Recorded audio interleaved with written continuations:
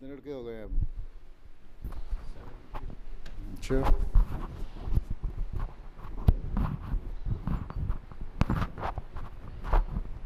تمہاری پڑھائی ٹھیک ہو رہی ہے؟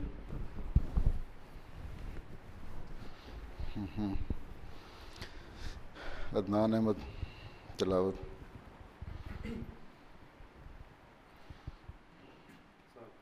تو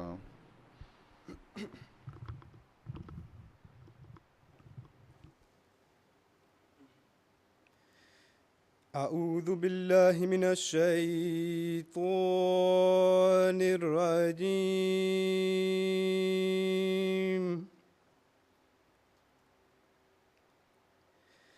بسم اللہ الرحمن الرحیم.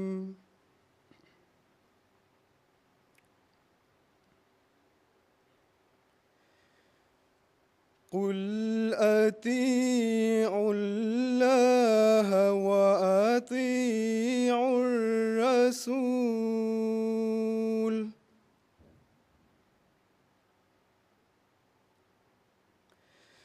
فَإِن تَوَلَّوْا فَإِنَّمَا عَلَيْهِ مَا حُمِّلَ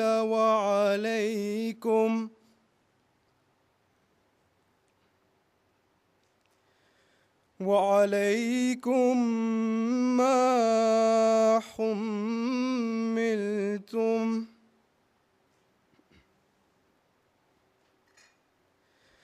وَإِن تُطِيعُوهُ تَهْتَدُوا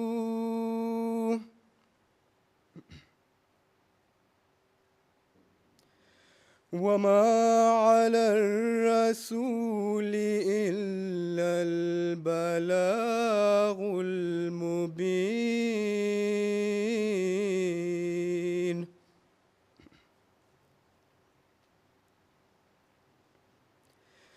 وعد الله الذين آمنوا منكم وعملوا الصالحات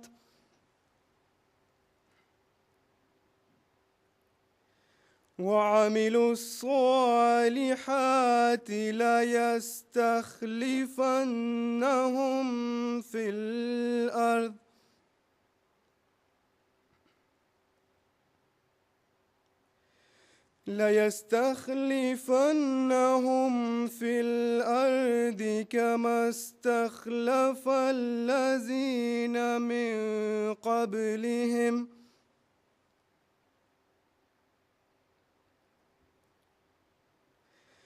وَلَيُمَكِّنَنَّ لَهُمْ دِينَهُمُ الَّذِي ارْتَضَىٰ لَهُمْ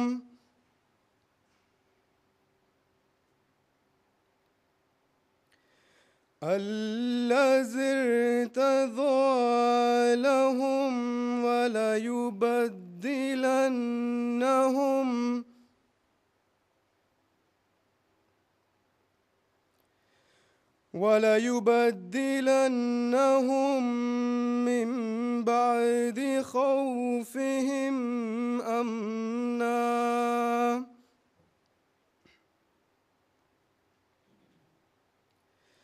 يَعْبُدُونَنِي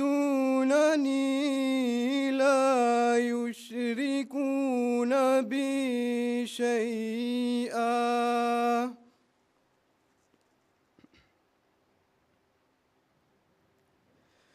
وَمَن كَفَرَ بَعْدَ ذَلِكَ فَأُولَٰئِكَ هُمُ الْفَاسِقُونَ.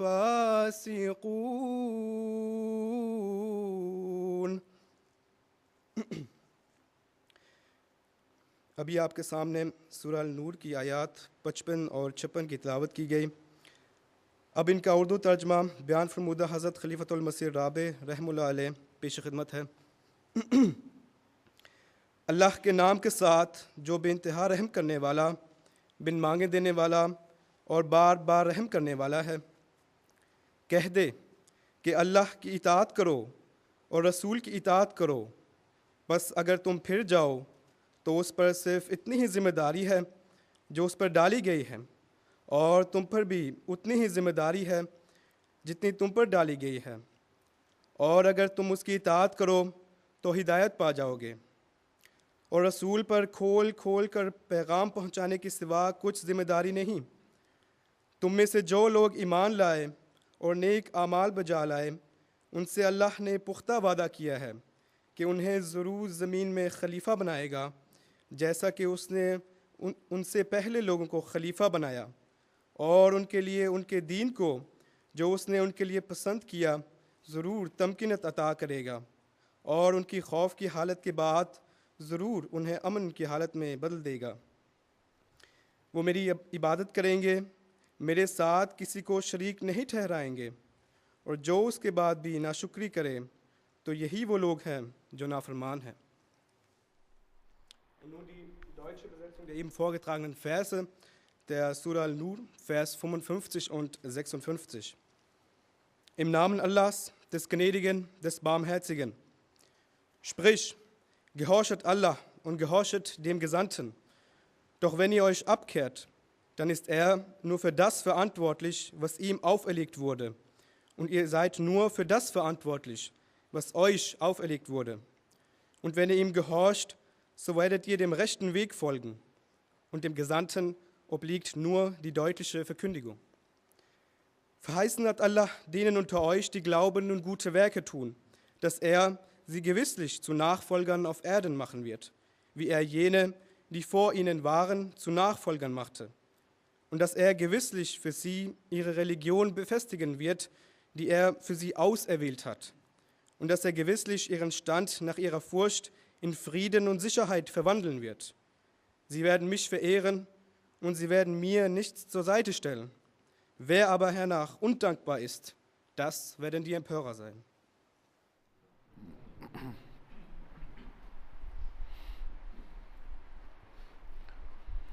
ارسلان احمد حدیث۔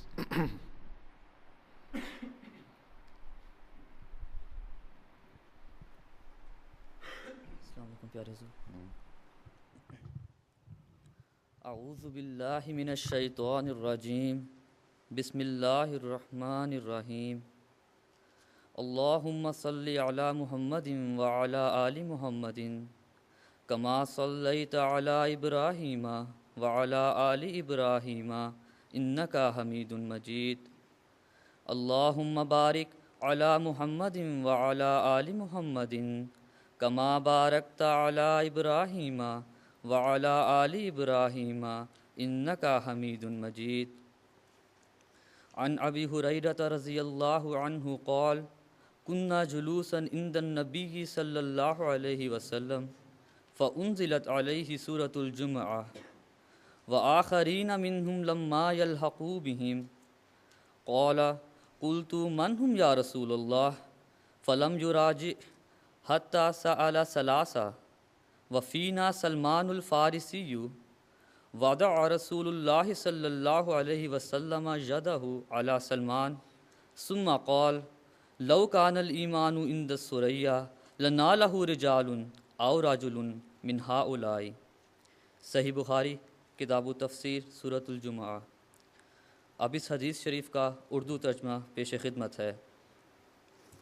حضرت ابو ہریرہ رضی اللہ تعالی عنہ سے روایت ہے کہ ہم حضرت صلی اللہ علیہ وآلہ وسلم کے پاس بیٹھے ہوئے تھے کہ حضرت صلی اللہ علیہ وآلہ وسلم پر سورہ جمعہ نازل ہوئی، جس میں یہ آیت بھی تھی وآخرین منہم لما یلحقوا بہم۔ حضور صلی اللہ علیہ وآلہ وسلم سے دریافت کیا گیا کہ یا رسول اللہ، یہ کون لوگ ہیں جن کا اس آیت میں ذکر ہے؟ حضور صلی اللہ علیہ وآلہ وسلم نے اس سوال کا کوئی جواب نہ دیا، حتیٰ کہ حضور صلی اللہ علیہ وآلہ وسلم سے تین دفعہ پوچھا گیا۔ اسی مجلس میں سلمان فارسی رضی اللہ تعالی عنہ بھی بیٹھے تھے۔ حضرت صلی اللہ علیہ وآلہ وسلم نے اپنا ہاتھ حضرت سلمان فارسی رضی اللہ تعالی عنہ پر رکھ کر فرمایا کہ اگر ایمان ثریا کے پاس بھی ہوگا تو ان اہل فارس میں سے ایک شخص یا ایک سے زیادہ اشخاص اس کو پا لیں گے۔ احمد کمال۔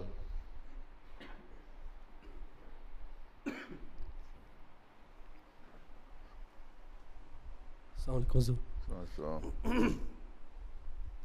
کلام حضرت مسیح موعود علیہ الصلوۃ والسلام. مسیح وقت اب دنیا میں آیا،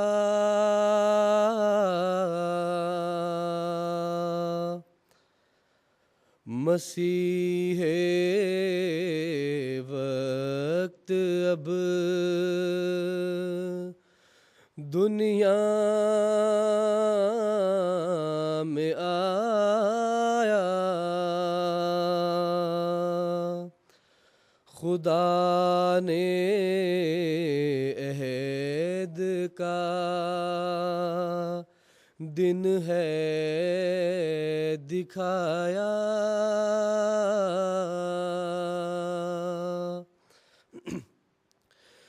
مبارک وہ جو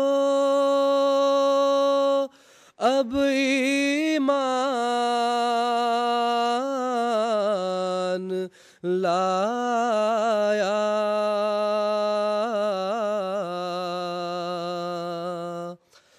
مبارک وہ جو اب ایمان لایا، صحابہ سے ملا جب مجھ کو پایا، وہی میں ان کو ساقی نے پلا دی، وہی میں ان کو ساقی نے پلا دی، فسبحان الذی اخذل اعادی،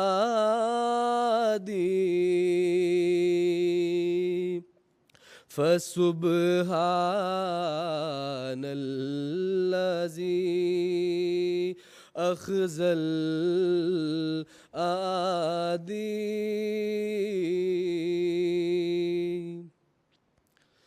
خدا کا ہم پہ بس لطف و کرم ہے،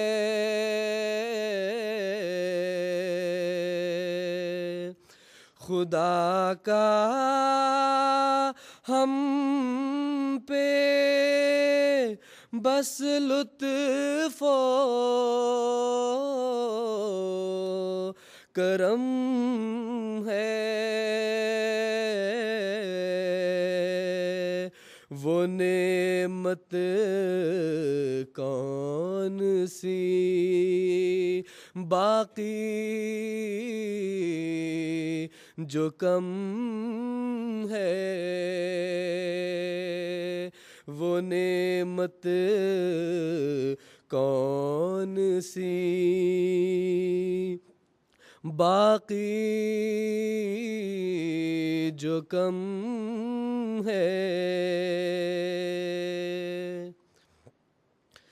زمین کا دیا اب محترم ہے، زمین قادیاں اب محترم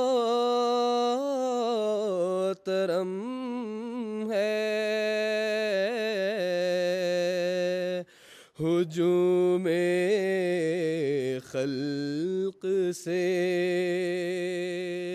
عرض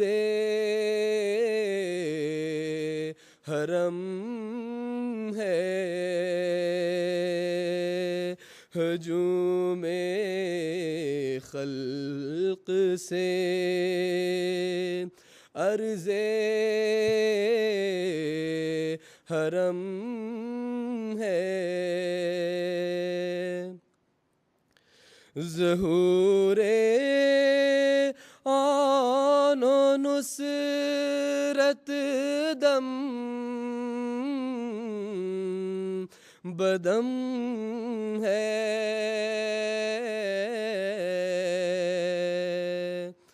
ظہور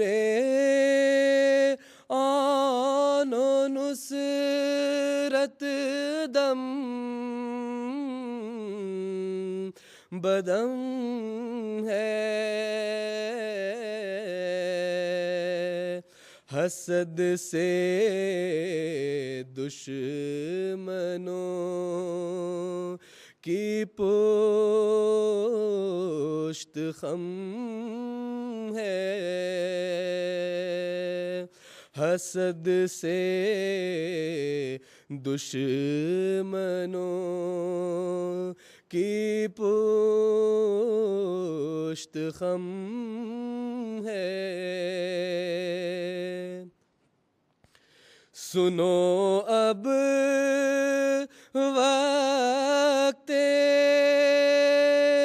توحید اتم ہے،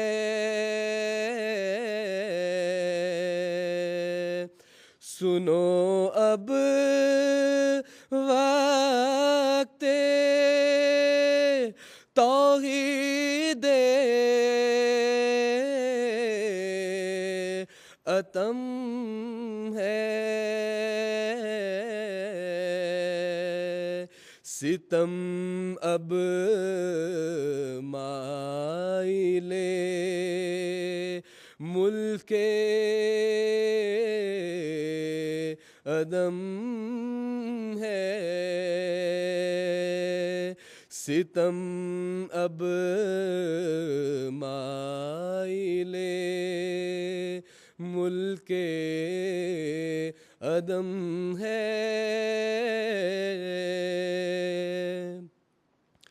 خدا نے روک ظلمت کی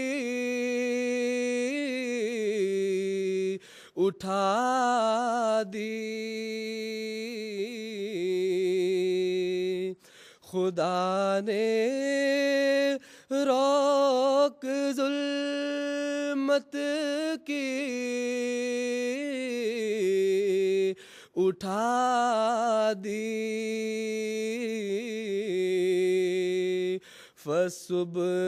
فسبحان الذی اخزل اعادی،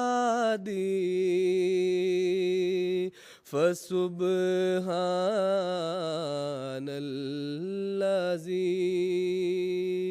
اخزل اعادی۔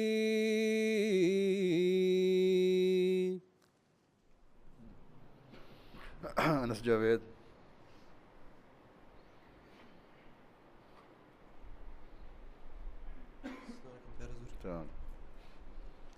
اعوذ باللہ من الشیطان الرجیم، بسم اللہ الرحمن الرحیم۔ حضرت مسیح موعود علیہ الصلاۃ والسلام اپنی تصنیف رسالہ الوصیت میں فرماتے ہیں،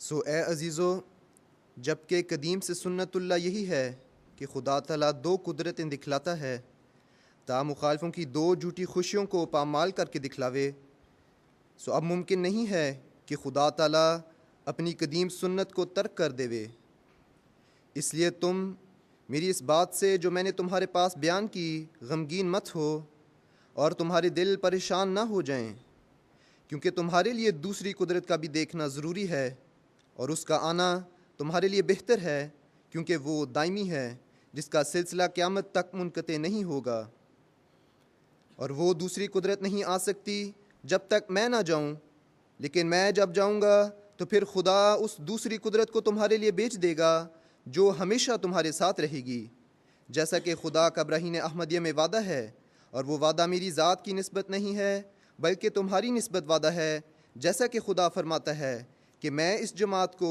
جو تیرے پیراؤں ہیں قیامت تک دوسروں پر غلبہ دوں گا۔ سو ضرور ہے کہ تم پر میری جدائی کا دن آوے، تبعد اس کے وہ دن آوے جو دائمی وعدہ کا دن ہے۔ وہ ہمارا خدا وعدوں کا سچا اور وفادار اور صادق خدا ہے، وہ سب کچھ تمہیں دکھائے گا جس کا اس نے وعدہ فرمایا۔ اگرچہ یہ دن دنیا کے آخری دن ہیں اور بہت بلائیں ہیں جن کے نزول کا وقت ہے، پر ضرور ہے کہ یہ دنیا قائم رہے جب تک وہ تمام باتیں پوری نہ ہو جائیں جن کی خدا خبر دی۔ میں خدا کی طرف سے ایک قدرت کے رنگ ظاہر ہوا، اور میں خدا کی ایک مجسم قدرت ہوں، اور میرے بعد بعض اور وجود ہوں گے جو دوسری قدرت کا مظہر ہوں گے۔ سو تم خدا کی قدرت ثانی کے انتظار میں اکٹھے ہو کر دعا کرتے رہو، اور چاہیے کہ ہر ایک صالحین کی جماعت ہر ایک ملک میں اکٹھے ہو کر دعا میں لگے رہیں، تا دوسری قدرت آسمان سے نازل ہو اور تمہیں دکھاوے کہ تمہارا خدا ایسا قادر خدا ہے۔ اپنی موت کو قریب سمجھو، تم نہیں جانتے کہ کس وقت وہ گھڑی آ جائے گی، اور چاہیے کہ جماعت کے بزرگ جو نفس پاک رکھتے ہیں میرے نام پر میرے بعد لوگوں سے بیعت لیں۔ خدا تعالیٰ چاہتا ہے کہ ان تمام روحوں کو جو زمین کی متفرق آبادیوں میں آباد ہیں، کیا یورپ اور کیا ایشیا، ان سب کو جو نیک فطرت رکھتے ہیں توحید کی طرف کھینچے، اور اپنے بندوں کو دین واحد پر جمع کرے۔ یہی خدا تعالیٰ کا مقصد ہے جس کے لیے میں دنیا میں بھیجا گیا۔ سو تم اس مقصد کی پیروی کرو، مگر نرمی اور اخلاق اور دعاؤں پر زور دینے سے، اور جب تک کوئی خدا سے روح القدس پا کر کھڑا نہ ہو، سب میرے بعد مل کر کام کرو۔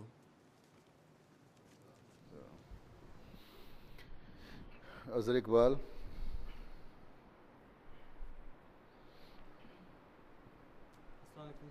السلام۔ اشہد ان لا الہ الا اللہ وحدہ لا شریک لہ واشہد ان محمدا عبدہ ورسولہ، اما بعد فاعوذ باللہ من الشیطان الرجیم، بسم اللہ الرحمن الرحیم۔ خاکسار کی تقریر کا عنوان ہے خلافت کی اہمیت و برکات۔ سامعین کرام، ابھی کچھ دیر پہلے آپ نے سورۃ نور کی آیت استخلاف کی تلاوت سماعت فرمائی تھی۔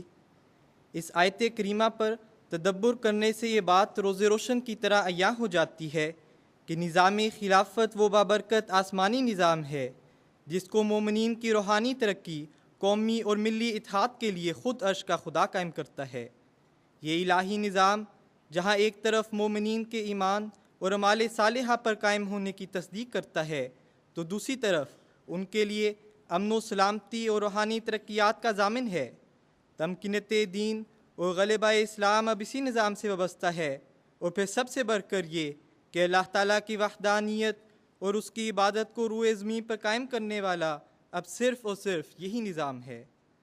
سامعین کرام، خلافت کے لغوی معنی نیابت اور جانشینی کے ہوتے ہیں، اور اصطلاح میں خلیفہ کی تعریف یوں کی جا سکتی ہے کہ خدا تعالیٰ کا مقرر کردہ امام جو اس کے نبی کا قائم مقام ہو کر نبی ہی کے کام کو پورا کرنے والا اور اس بات کی نگہداشت کرنے والا ہو کہ مسلمان صراط مستقیم سے نہ بھٹکیں۔ حضرت مسیح موعود علیہ السلام خلیفہ کے ان معنوں کو مزید واضح کرتے ہوئے فرماتے ہیں، خلیفہ کے معنی جانشین کے ہیں جو تجدید دین کرے، نبیوں کے زمانے کے بعد جو تاریکی پھیل جاتی ہے اس کو دور کرنے کے واسطے جو ان کی جگہ آتے ہیں انہیں خلیفہ کہتے ہیں۔ تاریخ اسلام اس بات پر شاہد ہے کہ حضرت محمد مصطفیٰ صلی اللہ علیہ وسلم کے وصال کے بعد جبکہ صحابہ ہمارے غم کے دیوانوں کی طرح ہو رہے تھے، اور دوسری طرف عرب کے غیر تربیت یافتہ قبائل نے یہ سمجھ کر کہ اسلام کی مرکزی قوت اب ختم ہو چکی ہے علم بغاوت بلند کر دیا۔ اس وقت بظاہر ایسا محسوس ہو رہا تھا کہ اسلام صفائے ہستی سے مٹ جائے گا۔ ایسے نازک حالات میں اللہ تعالیٰ نے اپنی سنت اور وعدے کے مطابق سیدنا حضرت ابوبکر صدیق رضی اللہ تعالیٰ کو مسند خلافت پر متمکن فرمایا اور منتشر ہوتی ہوئی امت کا غم دور کر کے خلافت حقہ کی برکت سے ایک ہاتھ پر جمع کر دیا اور تمکنت دین کے سامان پیدا کر دیے۔ امت مسلمہ اس بات کو بخوبی جانتی ہے کہ ابتدائے اسلام میں مسلمانوں نے جو عظیم الشان ترقیات اور رفتیں حاصل کیں وہ صرف اور صرف نظام خلافت کی بدولت تھیں۔ مسلمانوں کو اس بات کا بھی بخوبی احساس ہے کہ ان کے زوال، پستی اور گمراہی کا سبب صرف اور صرف نظام خلافت سے محرومی ہے، اور اہل دانش اور اسلام کا درد رکھنے والے مسلمانوں کے دلوں میں آج بھی یہ تمنا ٹھاٹھے مار رہی ہے کہ کاش خلافت جیسی نعمت عظمیٰ امت مسلمہ کو پھر سے نصیب ہو جائے، تا اسلام کو عظمت اور رفت حاصل ہو اور مسلمانوں کی بگڑی سمجھ جائے۔ آیت استخلاف میں ایک عظیم برکت تمکنت دین کا ذکر ہے۔ تمکنت دین سے مراد دین کی مضبوطی اور بہترین تعلیم و تربیت ہے۔ خلافت احمدیہ کے ذریعے تبلیغ، اشاعت اسلام اور تعلیم و تربیت کے میدان میں جو عظیم الشان انقلاب عالمگیر سطح پر رونما ہوا ہے، اس کا ذکر کرتے ہوئے حضرت خلیفۃ المسیح رابع رحمہ اللہ تعالیٰ نے جلسہ سالانہ UK 1994 کے خطاب میں فرمایا، جماعت احمدیہ پر خدا تعالیٰ کے فضل و کرم اتنے بڑھ رہے ہیں کہ ان کا شمار ممکن نہیں، ان کو سمیٹنا اور احاطۂ تحریر یا احاطۂ تقریر میں لانا ممکن نہیں رہا۔ ابھی تو آغاز کے دن ہیں، صدی کی ابتدا ہے۔ اس صدی میں جس رفتار کے ساتھ اللہ تعالیٰ کے فضل آگے بڑھ رہے ہیں، معلوم ہوتا ہے کہ چند سالوں کے اندر اندر دنیا میں عظیم انقلابات کی داغ بیل ڈال دی جائے گی۔ خلافت کی ایک عظیم برکت جماعت مومنین کے ہر خوف کی حالت کو امن میں تبدیل کرنا بیان ہوئی ہے۔ رسول کریم صلی اللہ علیہ وسلم نے فرمایا کہ امام ڈھال ہوتا ہے جس کے پیچھے رہ کر لڑا جاتا ہے۔ تاریخ شاہد ہے کہ دنیا کی نظر میں کمزور سمجھے جانے والی اس الہی جماعت کو صفائے ہستی سے مٹانے والے دشمنان احمدیت نے کتنی کوششیں اور بیانک سازشیں کیں، مگر نتیجہ کیا ہوا؟ احمدیت یعنی حقیقی اسلام کو صفائے ہستی سے مٹانے والے خود مٹ گئے اور اپنے پیچھے بے شمار نشان عبرت چھوڑ گئے۔ تاریخ احمدیت سے آگاہ حضرات 1914، 1934، 1953، 1974 اور 1984 میں مخالفتوں کے اٹھنے والے طوفانوں سے اچھی طرح واقف ہیں، اور آج پھر نئے سے نئے ظلم ایجاد کر کے جماعت کو تختہ مشق بنایا جا رہا ہے۔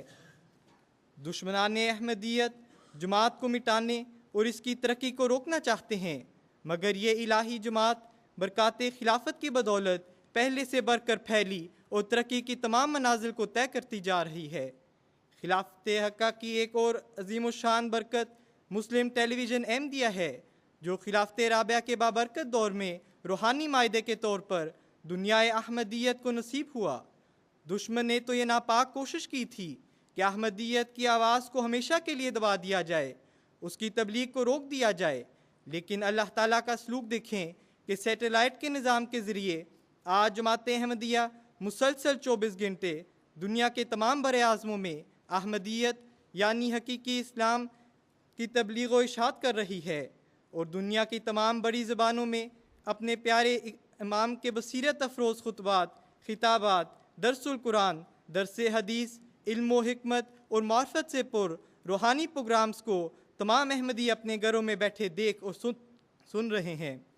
اور سب سے بڑھ کر یہ کہ اس عظیم نعمت کے ذریعے روئے زمین پر بسنے والے تمام احمدی اپنے محبوب آقا کا دیدار کرتے ہیں۔ اللہ تعالیٰ کے فضل سے آج جماعت احمدیہ قدرت ثانیہ کے 5ویں مظہر حضرت مرزا مسرور احمد ایود اللہ تعالیٰ بن نصر العزیز کی عظیم الشان اور ولولہ انگیز قیادت سے فیض یاب ہو رہی ہے۔ ہاں، وہ وجود جسے خود عرش کے خدا نے مقرر فرمایا اور حبل اللہ قرار دیا ہے، اور جو قرب خداوندی میں سب سے بڑا ہوا ہے، جس کا وجود محبت الہی اور انوار و برکات سماویہ کا مجسمہ ہے۔ آپ اپنے متعدد بصیرت افروز خطبات میں خلافت کی برکات کا ذکر کرتے ہوئے فرماتے ہیں، قدرت ثانیہ خدا کی طرف سے ایک بڑا انعام ہے۔ اگر قدرت ثانیہ نہ ہو تو اسلام کبھی ترقی نہیں کر سکتا۔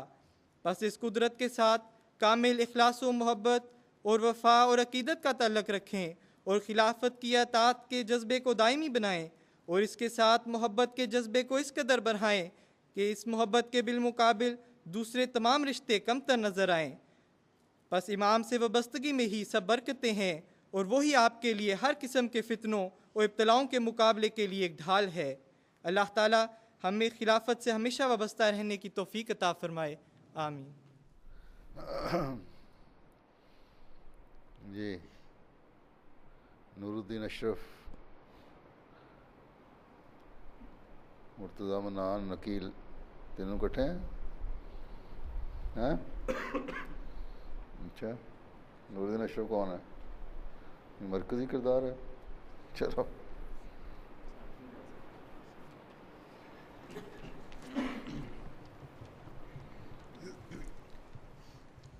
جرمن کی سرزمین تو کر شکر 100,000، ملتا خلافتوں کا تجھے بار بار پیار۔ جرمن کی سرزمین تو کر شکر 100,000، ملتا خلافتوں کا تجھے بار بار پیار، ملتا خلافتوں کا تجھے بار بار پیار۔ آیا ہے ہم میں پھر سے ہمارا یہ شہر یار،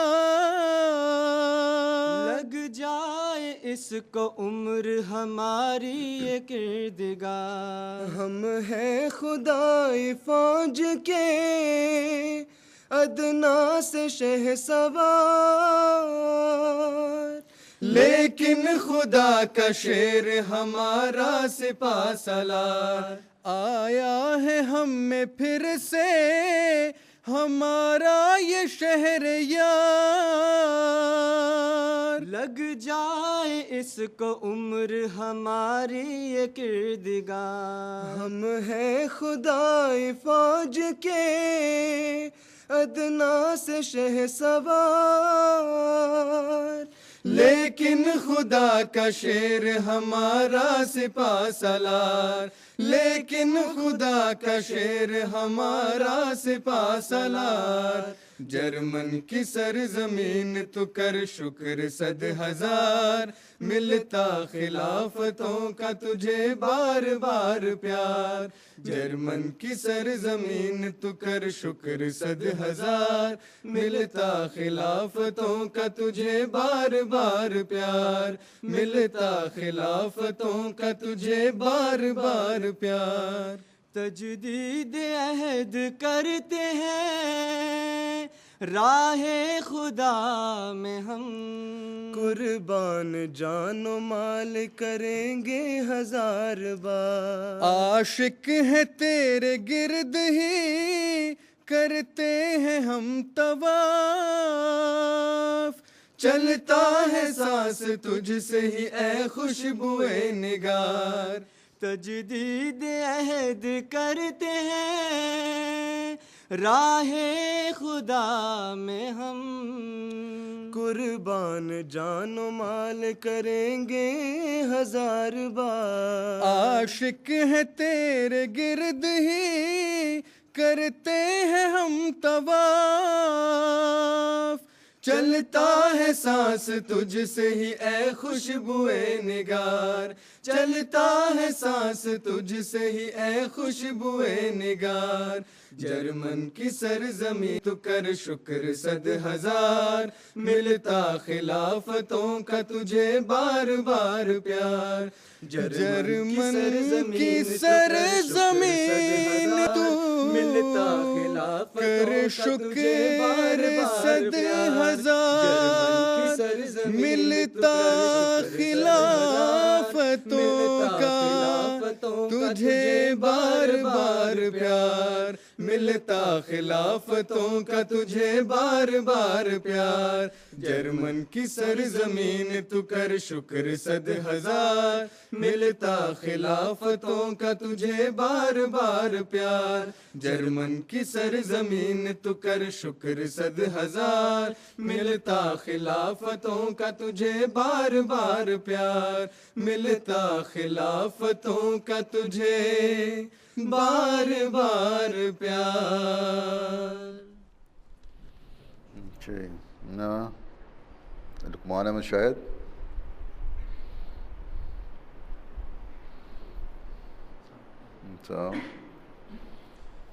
أشهد أن لا إله إلا الله وحده لا شريك له وأشهد أن محمدا عبده ورسوله أما بعد فأعوذ بالله من الشيطان الرجيم بسم اللہ الرحمن الرحیم.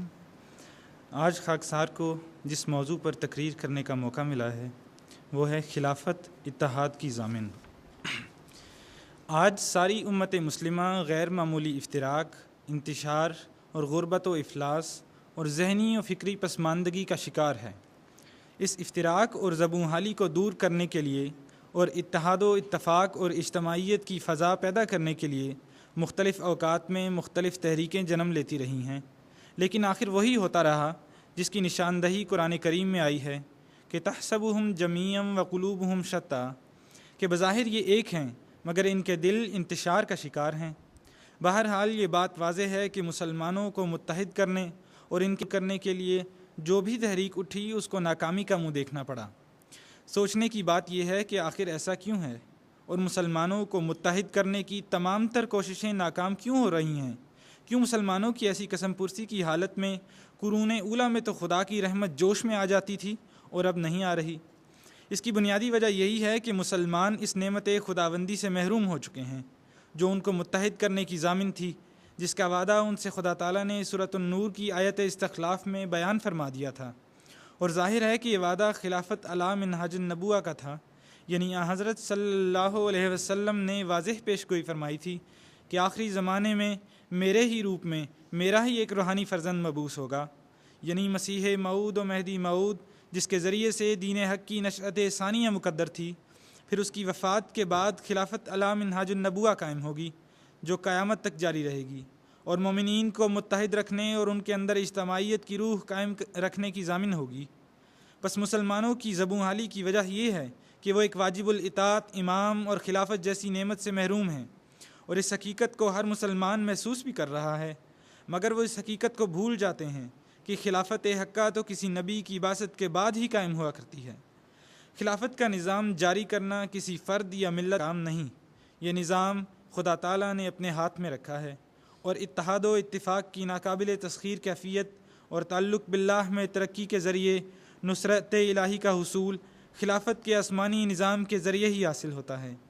حضرت صلی اللہ علیہ وسلم نے فرمایا، الامام جنۃ یقاتل من ورائہ، کہ امام تو ایک ڈھال ہوتا ہے جس کے پیچھے متحد ہو کر دشمن کا مقابلہ کیا جاتا ہے، اور جب کوئی امام نہ ہو جاتی ہیں ان کے اندر انتشار اور افتراق کی کیفیت پیدا ہو جاتی ہے اور وہ دوبارہ جاہلیت کی حالت پر لوٹ آتی ہیں. جیسا کہ رسول اکرم صلی اللہ علیہ وسلم نے فرمایا کہ من ماتا دون الامام فماتا میتۃ الجاہلیت، یعنی جو ایسی حالت میں وفات پا گیا کہ کسی واجب الاطاعت امام کا ظہور ہو چکا ہو، لیکن اگر اس نے اس امام کی اطاعت سے انکار کر دیا تو وہ جاہلیت کی موت مرا، کیونکہ وہ اس امام کے ہاتھ پر بیعت کر کے آپس میں اتفاق و اتحاد پیدا کرنے کا باعث نہیں بنا، بلکہ کفر کر کے افتراق اور انتشار پیدا کرنے کا باعث بنا. مسلمانوں کی یہی دیکھ کر اللہ تعالیٰ نے امت مسلمہ پر رحم فرمایا اور حضرت مسیح موعود علیہ السلام کو مبعوث فرمایا تا آپ دلوں میں پھر سے حقیقی ایمان کو زندہ کریں اور حقیقی معرفت اور اتحاد و یگانگت کو جو دنیا سے مفقود ہو چکی تھی دوبارہ قائم کریں.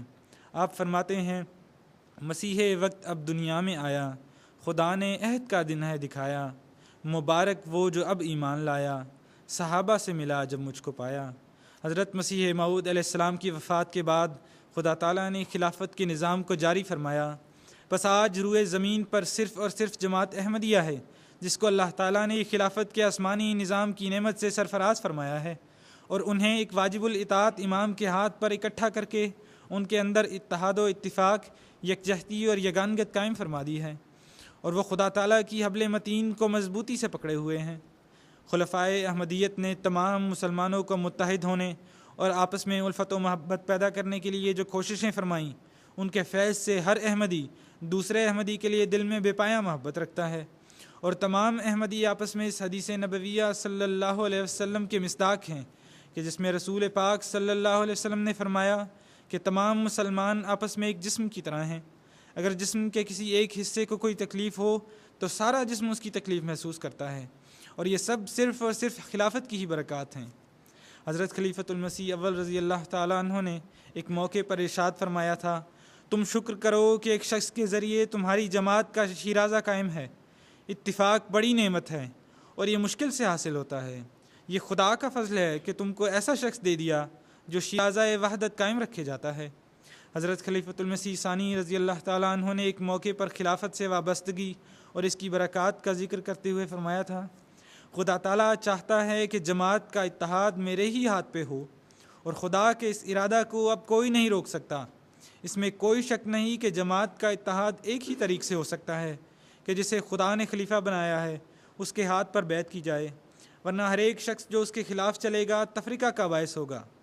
حضرت خلیفۃ المسیح رابع رحمہ اللہ تعالیٰ نے ایک موقع پر فرمایا تھا، حضرت مسیح موعود علیہ السلام کی وساطت سے اس زمانے میں ہم نے ایک زندگی پائی، وہ زندگی جو ہمیشہ سے تھی، مگر وہ مردہ تھے جن پر وہ اثر نہیں کر رہی تھی۔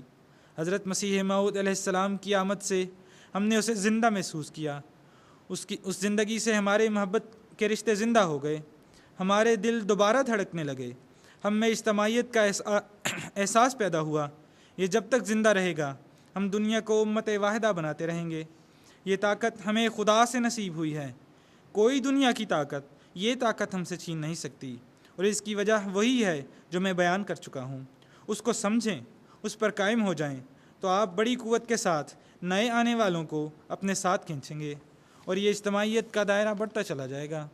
اللہ تعالی ہمیں اس عظیم نعمت کی قدر کرنے اور اتحاد پر قائم رہتے ہوئے اپنے شکر گزار بندوں میں شامل ہونے کی توفیق عطا فرمائے۔ اچھا، اب کیا کرنا ہے؟ کتنے بجے شروع ہوا تھا؟ 12:30 12:30 شروع کی تھی کلاس؟ جی سر، بیٹھ جائیں۔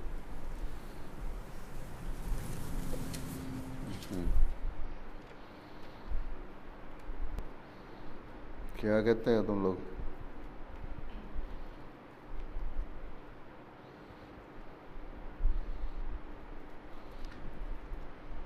ان کے یہاں کچھ لائبریری ٹائم بھی ہے؟ وقت لائبریری ضرور نیچے ہے لیکن آج کل اس میں جانے کی اجازت نہیں ہے۔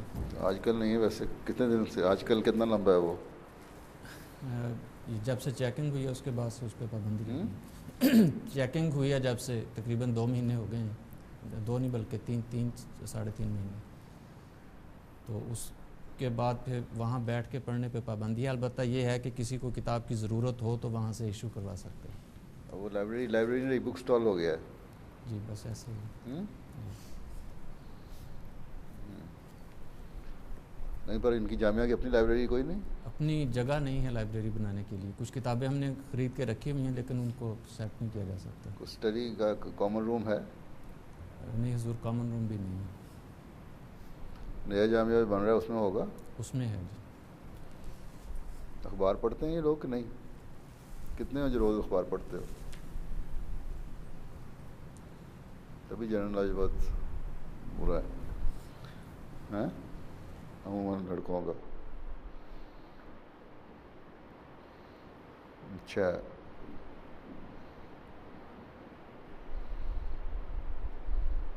یہ آج کل اخباروں میں بڑا آتا ہے یورو کرائسس، یہ کیا چیز ہے؟ کون ہے فائنل ایئر کے؟ کتنے آخری کلاس کون سی؟ ثالثہ؟ کون ہے ثالثہ میں؟ فائز احمد بتاؤ۔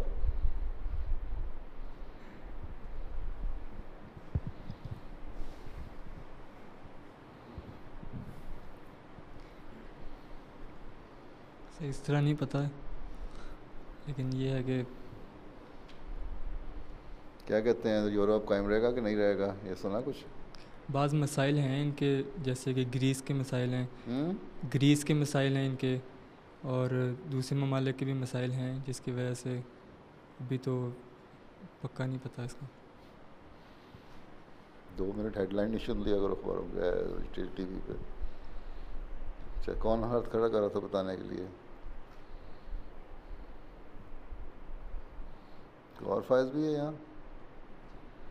کوئی اور فائز بھی ہے؟ صرف نہیں۔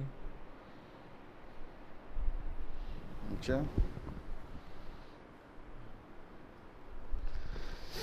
اچھا، یہ بتاؤ کہ یہ جرمن کی چانسلر ہی کہلاتی ہے نا؟ پرائم منسٹر ہے، چانسلر ہے۔ یہ پچھلے دنوں میں جو فرانس جاتے رہے یا وہاں مختلف وہ لوگ یہاں آتے رہے، مختلف دنیا کے لوگ اکٹھے ہوتے رہے، G8 کی کانفرنسیں ہوتی رہیں، اب یہ بھی گئی تھی پچھلے دنوں امریکہ۔ کچھ نہیں پتہ کس بارے میں کیا ہوں؟ اچھا، اپنے ملک کے بارے میں بھی تو رکھو نا کچھ خبریں، تبھی تو پھر کہتے ہیں وہ تم لوگ انٹیگریٹ نہیں ہوتے ہیں۔ انٹیگریشن کا مطلب کیا ہے؟ مجھے تو آج تک سمجھ نہیں آیا۔ یہاں کے یورپ والے کہتے ہیں کہ جو مسلمان ہیں انٹیگریٹ نہیں ہوتے، ہمارے اندر سموئے نہیں جاتے، جذب نہیں ہوتے۔ کیا مطلب ہے اس کا؟ کون ہے اور سالسا کا ہوشیار لڑکا؟ اس کا یہی مطلب ہے کہ جو قوانین ہیں اس کے مطابق مطلب چلنا، قوانین کے مطابق چلنا، جس کا مطلب جرمن لو چاہتی ہے، جس کا مطلب اس کے مطابق چلنا۔ قوانین کے مطابق سارے چلتے ہیں، کون تم لوگ قانون کے مطابق نہیں چلتے؟ تمہارے پہ بھی اعتراض ہوتا ہے اس کو تو پچھلے حضور وہ اس سے یہ مراد لیتے ہیں کہ ہماری جو عورتیں ہیں وغیرہ پردہ وغیرہ نہ لیا کریں، جیسے کہ بیلجین میں پچھلے دن یہ مسئلہ بھی ہوا تھا۔ بس انٹیگریشن، اس کو پھر اس کو انٹیگریشن نہیں کہنا چاہیے، اس کو یہ کہنا چاہیے بے حیائی۔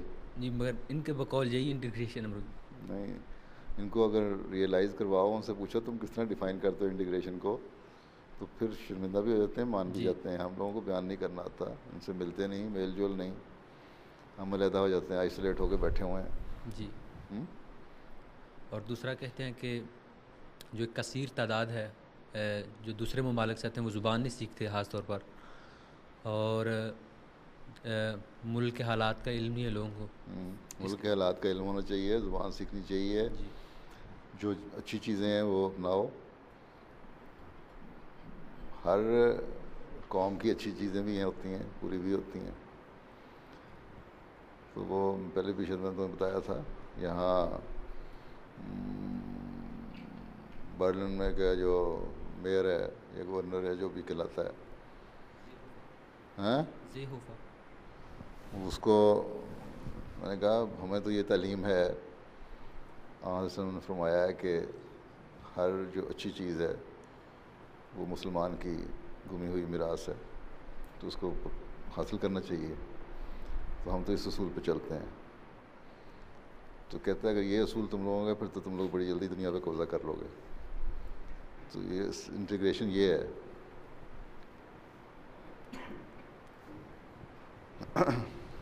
باقی بے حیائی تو کوئی نہیں، ننگے ہو جاؤ، اس لیے ننگے ہو جاؤ، نہ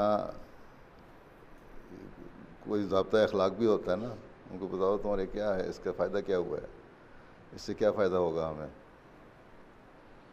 یا حجاب اتارنے سے یا لباس مختلف پہننے سے۔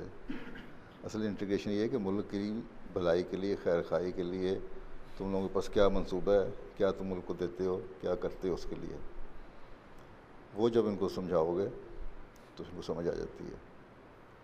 ہم اس کو میرے سے جس نے بات کی ہے، چاہے وہ تکلفاً خاموش ہو گئے ہیں، لیکن تکلفاً ہونے والے نہیں ہوتے، بعض لوگ خاموش ہو جاتے ہیں، کہتے ہیں بات ٹھیک ہے۔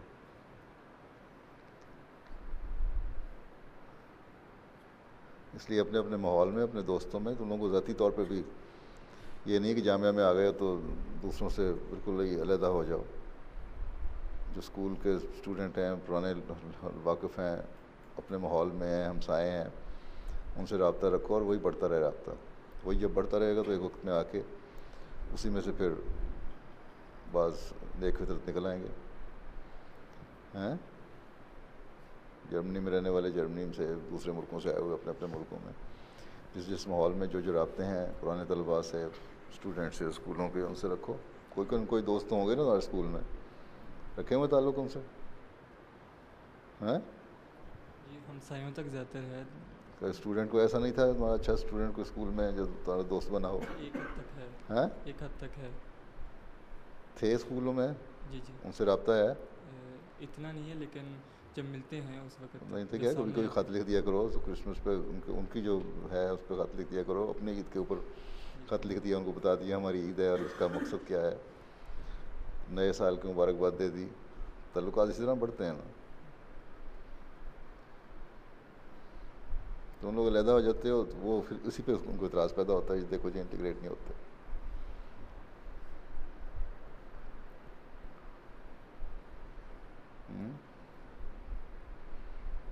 ہمسایوں کے تو حق ہے ہی ہے.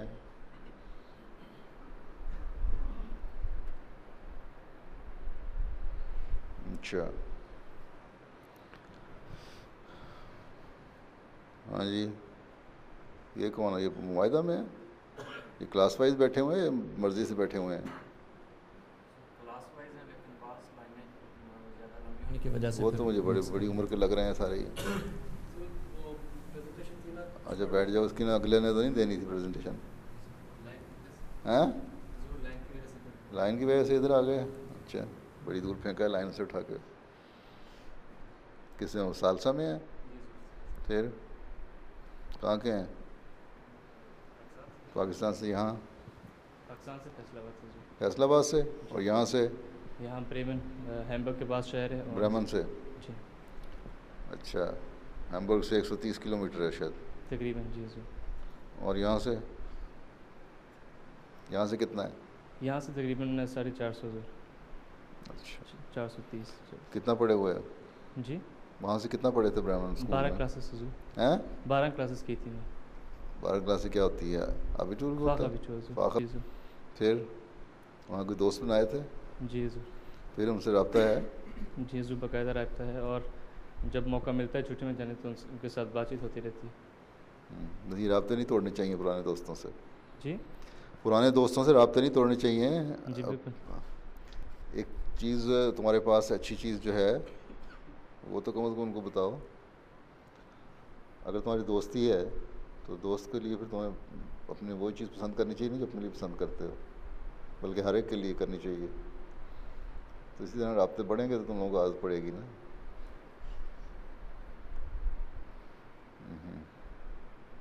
بیٹھ جاؤ. اور ایاؤدین کہاں سے آئے ہیں؟ فرینکفرٹ سے. اچھا کیا پڑھا ہوا ہے؟ ابیٹور کیا ہوا. کیا مضمون تھے ابیٹور میں؟ ابیٹور میں سبجیکٹس تھے میرے بایولوجی اور ہسٹری. بایولوجی اور ہسٹری. ہسٹری. جی. بڑی ڈائیورس قسم کے مضمون رکھتے ہیں. جی بڑے مختلف قسم کے مضمون ہوتے ہیں یہاں. جی. ہسٹری اور بایولوجی. تو پھر اس کے بعد پھر بایولوجی آتی ہے؟ جی حضور. کیا بایولوجی میں مختلف فیلڈس اس میں ایکولوگی جینیٹکس. ہاں جینیٹکس ایکولوگی تھی اور نیورولوجی تھی. کافی ساری تھی فیلڈس میں بایولوجی. اچھا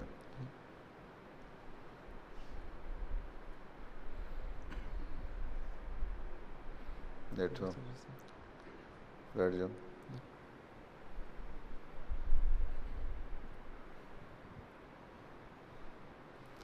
اور عبداللہ صاحب آج پڑھائی کیسی جا رہی ہے؟ الحمد للہ ٹھیک جا رہی ہے. ٹھیک جا رہی ہے. کس کلاس میں پہنچے ہو؟ معاہدہ میں ہو ابھی؟ جی جی ابھی معاہدہ میں. 3 سال میں معاہدہ میں آئے ہو؟ نہیں دوسرا سال ہے اور کافی مشکل ہے. دعا کی درخواست ہے. بعض مضمون بہت مشکل لگ رہے ہیں. بعض مضمون بہت مشکل لگتے ہیں. کیا مضمون مشکل ہے؟ مطلب انگریزی انگریزی جی اور قرآن اور بلغاریاں آتی ہیں نا تمہیں؟ بس ٹھیک ہے. اور کیا مشکل ہے؟ قرآن ہیں؟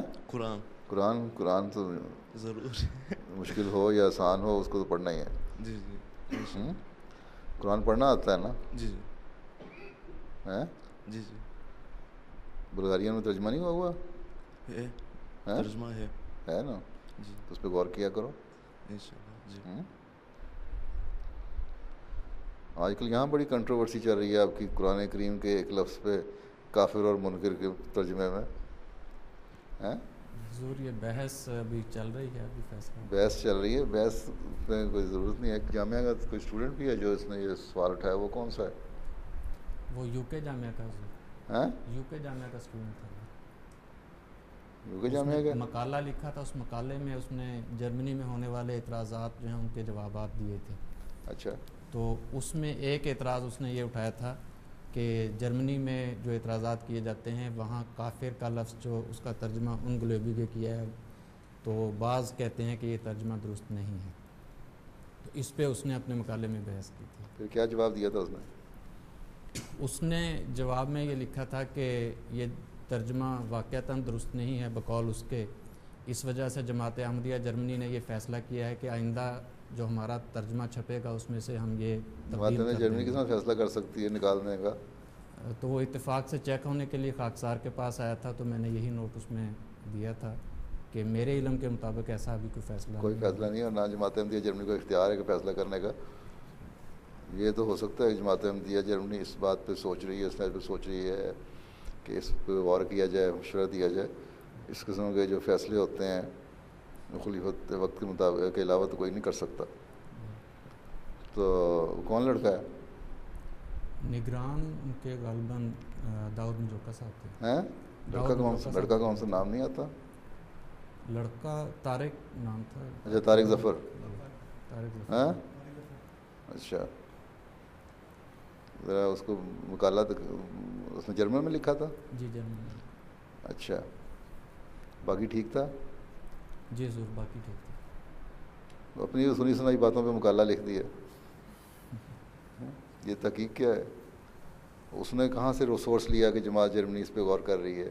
اس مقالے کا تو ویسے ہی آپ کو اس کے آدھے نمبر کاٹ دینے چاہیے تھے اس بات پہ ہی. جس میں تحقیق نہیں ہے اس میں مقالہ ہی نہیں ہے. مقالے کا تو مطلب ہی ہے کہ تحقیق.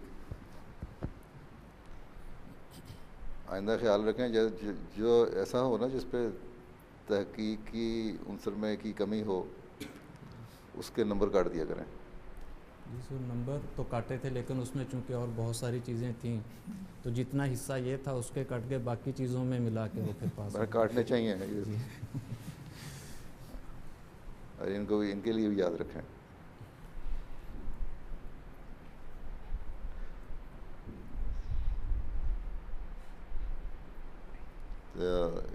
سوال یہ ہے کہ اس کے جو کافر ہے وہ کافر ہے. کافر کی ڈیفینیشن کرنی ہے تو وہ آپ فٹ نوٹ پہ کر سکتے ہیں. جہاں یہ ہے کہ وہ آیت جس میں کہ یہودی اور مجوسی اور عیسائی سب اور مومن مسلمان جو نیک اعمال کریں گے جنت میں جائیں گے. حضرت مسلم صاحب نے اس کی ساری بڑی واضح تشریح کی ہوئی ہے کہ اس کا مطلب ہی یہ ہے کہ ان کے ایمان کا معیار اس وقت قائم ہوگا جب وہ حضرت صلی اللہ علیہ وسلم کو مان لیں گے، یا ہر جو پرانا تو پہلے نبی کو ماننے والا ہے وہ اگلے نبی کو مانے گا، اور پھر یہاں تک آتا ہے تبھی ایمان کامل ہوتا ہے. تو اس لیے اس وقت تک تو وہ مومن نہیں بن سکتے، تو ان کو ہم مومن تو نہیں کہہ سکتے. اگر کافر نہیں ہیں، ہاں یہ اگر اس کے مقابلے میں کوئی ایسا لفظ استعمال ہوتا ہے، کبھی سوچا آپ نے بھی سوچا ہے کچھ کیا لفظ کہتے ہیں جی منکر استعمال ہو سکتا ہے. منکر استعمال ہو سکتا ہے تو وہ بھی کئی جگہ مختلف ہے.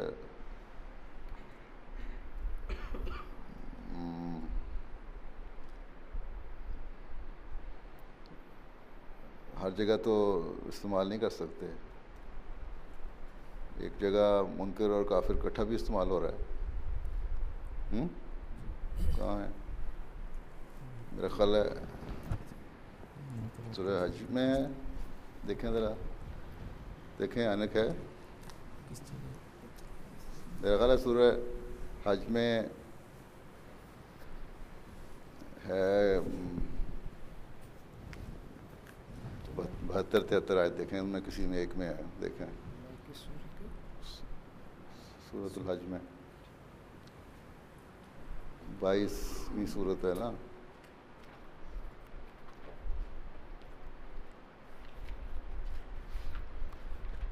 پہلے کیا دیکھ رہے ہیں؟ 22ویں سورت دیکھ رہے ہیں. 22 آپ کو پتہ لگ جائے گا. اینک نہیں ہے؟ ان کو دے دیں.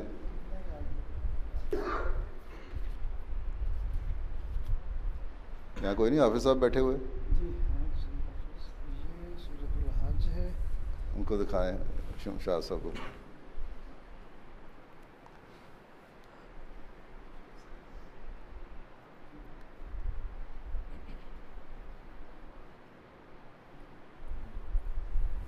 یہ حضور آیت نمبر 73 ہے. وَإِذَا تُتْلَىٰ عَلَيْهِمْ آيَاتُنَا بَيِّنَاتٍ تَعْرِفُ فِي وُجُوهِ الَّذِينَ كَفَرُوا الْمُنكَرَ يَكَادُونَ يَسْطُونَ بِالَّذِينَ. اس کا اردو میں کیا ترجمہ کیا ہوا ہے؟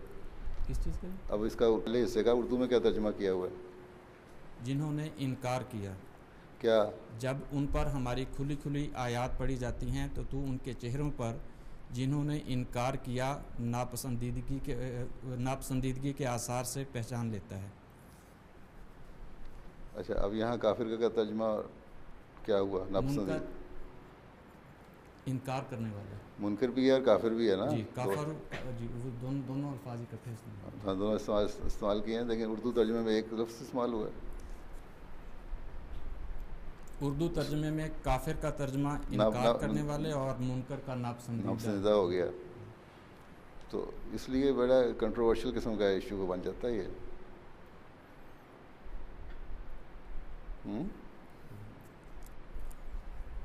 کا جو ارشاد معصوم ہوئے ہے وہ یہی ہے کہ ہم ایسے سارے مقامات کو علیحدہ علیحدہ لکھ کے یعنی بھجوائیں، جہاں جہاں مختلف معنی لکھے جائیں. یہی ہے کہ اس کو اٹیلکس میں کافر لکھ دیا جائے اصل ترجمے میں، اور نیچے نوٹ دے دیا جائے یہاں اس سے مراد یہ ہے.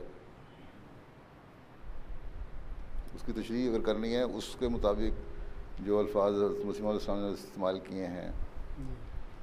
اصل تو کافر وہی ہے نا جو انکار کرنے والا ہے. ٹھیک ہے نا. جو وہ جو سورہ بقرہ کی آیت ہے جو لا اکراہ فی الدین والی، اس کے بھی اگلے حصے میں یہی ہے نا. من یکفر بالطاغوت. تو وہاں مومن جو ہے وہ کافر بن گیا.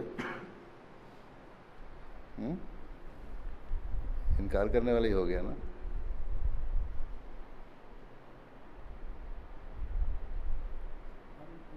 اس لیے ایک دم بیٹھے بیٹھے فیصلہ کر لینا اس کو یوں کر دو اور یوں ترجمہ کر دو، اس طرح نہیں ہوگا فیصلہ. باقاعدہ اس پہ غور کرنا پڑے گا. اور ہو سکتا ہے بعد میں ان میں سے کوئی زبان دان اچھے اٹھ جائیں جن کو عربی بھی تھوڑی سی سیکھ لیں، اور اس کے بعد پھر دوبارہ کسی وقت میں ریوائز ہو ترجمہ، یا بہتر طور پہ اس کا مشورہ دیا جا سکے. 50 سال سے تو سوال نہیں اٹھا، یہ آ کے ایک دم 5 سال میں کیوں اٹھنے لگ گیا؟ قرآن شریف کا ترجمہ جرمن زبان میں کتنے سال ہو گئے ہیں؟ 50 سال تو ہو گئے ہوں گے. 54 میں ہوا تھا پہلی مرتبہ. ہاں تو 54 میں تو 50 سے بھی زیادہ ہو گئے نا. جی بہرحال اب ویسے تو جن کے نام لیے جاتے ہیں ان سے تو میں نے پوچھا ہے، وہ تو کہتے ہیں کوئی نہیں، ایسا متبادل لفظ ہے ہی نہیں. ہاں طارق صاحب، جو کافر ہے وہ کافر ہی ہے نا. یس.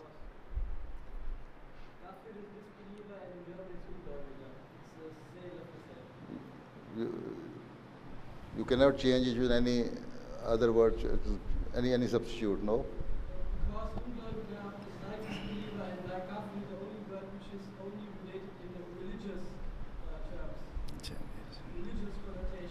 ہاں یس یس اچھا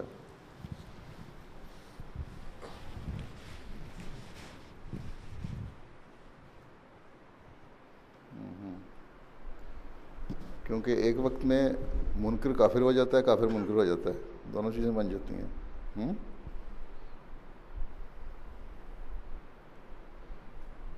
بغیر جہاں قرآن کریم میں منکر کا لفظ استعمال ہوا ہے وہاں تو صرف وہ جو اس کے معنی ہم اردو میں کریں گے وہاں تو یہی کریں گے نا، شیطانی کام یا غلط کام یا برے کام. وہ زیادہ خطرناک لفظ بن جاتا ہے. بلکہ تو آپ کیا کہیں گے، شیطان ہو گئے سارے؟ وہ ڈس بلیور کو تو شاید مان جائیں. کیا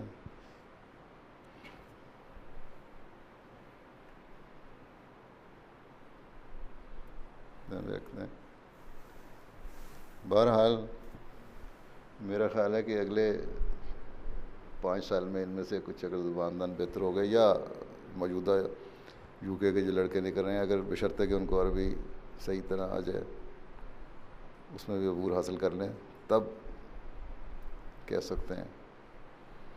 لیکن بہرحال عربی زبان کے مقابلے میں کوئی زبان بھی نہیں ہے جو متبادل پیش کر سکے، پوری طرح اس کا حق ادا کر سکے. جب حق نہیں ادا ہو سکتا تو پھر جو قریب ترین ہے اس کے وہیں رہنا ہے نا آپ نے.